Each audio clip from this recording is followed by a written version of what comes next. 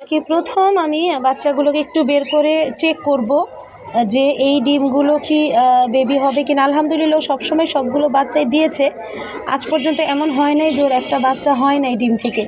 এবার খালি প্রথম ডিমটা যে কোনো কারণেই হোক এটা বেবিটা হবে, কয়েকদিনের ভিতরেই হবে। এটা আমি আওয়াজটা পেলাম, আর এটা মনে হয় সবচেয়ে দেরিতে হবে। আমি এই জন্য বের করেছি, একটু দেখবো যে ওদেরকে ঠিক মতো খাওয়াচ্ছে কিনা, কারণ 3টা বেবি হয়ে গেছে তো একটু দেখবো। খুব আলতো হাতেই ধরছি আমি, ওদেরকে চোখ ফুটেছে কিনা, না চোখ ফুটে নাই, এবং ঠিক মতো খাওয়াচ্ছে কিনা। এই পাকস্থলীটা ভরাই দেখলাম।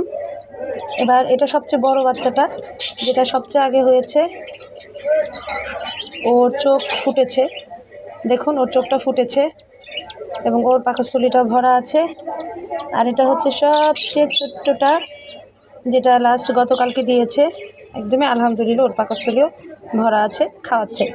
তো খাওয়াতে থাকলে আসলে টেনশন নাই। আর ওরা প্রথম 3টা বাচ্চা খুব ভালো করে খাওয়ায়, পরবর্তীগুলো যখন হয় তখনই প্রবলেমটা হয়ে যায়, 4 থেকে 5 নাম্বারটা যখন হয়ে যায়। ভালো লাগলে লাইক কমেন্ট শেয়ার করবেন, অবশ্যই বিলাবেট বার্সের সাথেই থাকবেন, আমার জন্য দোয়া রাখবেন। আল্লাহ হাফেজ।